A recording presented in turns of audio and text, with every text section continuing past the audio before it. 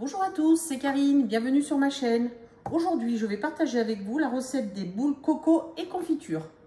Je vous mettrai les ingrédients dans le descriptif de la recette qui se trouve en dessous de la recette. Vous cliquez dessus et à droite, vous aurez toute la liste des ingrédients. N'hésitez pas à vous abonner et à liker pour me donner un coup de pouce et pour faire grandir ma chaîne. Et activez les notifications pour être averti de toutes les vidéos mises en ligne. Je vais mettre les œufs dans le sucre.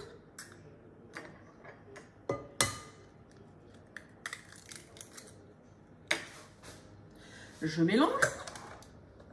Bon, si vous avez un fouet, vous prenez un fouet. Quand j'ai un batteur, je prends le batteur. Le mélange a blanchi. Dans la farine, je mets la levure chimique.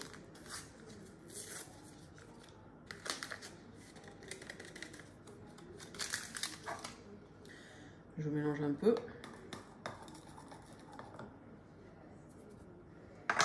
Je l'incorpore aux œufs et sucre. Alors si vous avez de l'extrait de vanille, vous pouvez en mettre. Moi j'ai de la vanille comme ça. Je mets une pointe.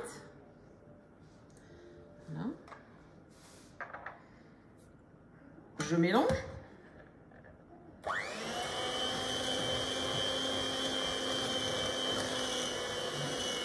J'ai mis le beurre pommade. Vous pouvez faire ou du beurre pommade ou du beurre fondu. Et je mélange.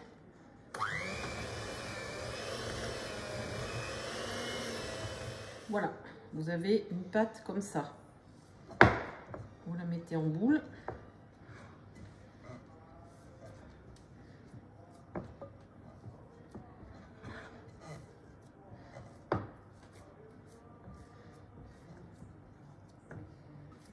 Voilà ce que vous devez obtenir. Alors, vous prenez un tout petit peu de pâte et vous faites des petites boules de la taille d'une noix. Vous essayez de les faire à peu près toutes à peu près égales. Vous les mettez sur une plaque et je vais faire ça jusqu'à épuisement de la pâte.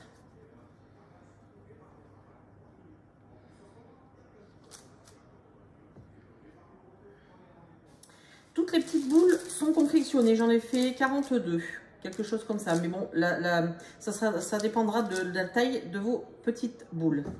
J'ai préchauffé mon four à 170 degrés en chaleur statique. Ne mettez pas la chaleur tournante parce que ça risque de durcir vos petites boules.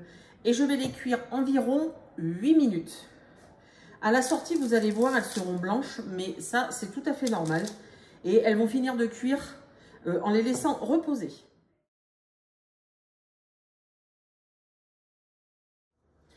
Pendant que mes biscuits sont en train de cuire, je vais mettre la confiture.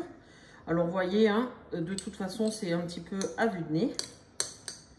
Je vais la faire réchauffer au micro-ondes,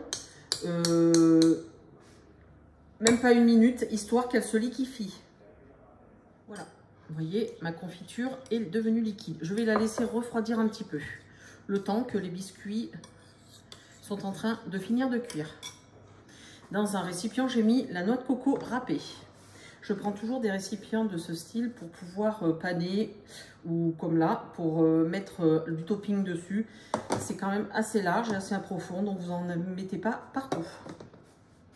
Les biscuits sont cuits et refroidis. Vous voyez, on dirait qu'ils ne sont pas cuits, mais au moins l'intérieur va être moelleux.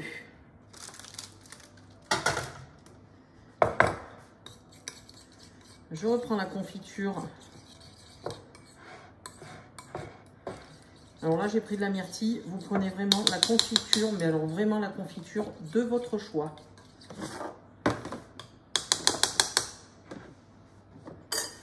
Je trempe le biscuit dedans.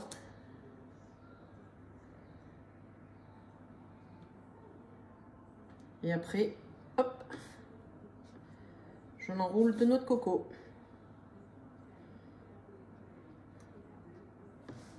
Voilà. Je la mets sur une grille et je continue jusqu'à épuisement des biscuits. Vous pouvez faire plusieurs goûts de confiture. Vous n'êtes pas obligé d'en prendre qu'une, hein.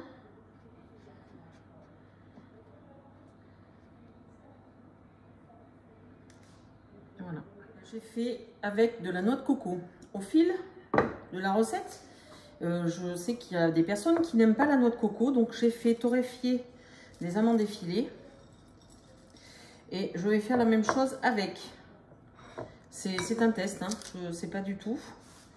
Donc je vais voir, on va faire ensemble, hein. Donc exactement la même chose. Voilà. Et hop, vous les mettez dans les amandes effilées. Voilà. On n'aime pas forcément la noix de coco. Du coup, ben, il en faut un petit peu pour tous les goûts. Donc voilà. Ça rend ça. Il faut quand même mettre pas mal de confiture pour que les amandes adhèrent bien au gâteau.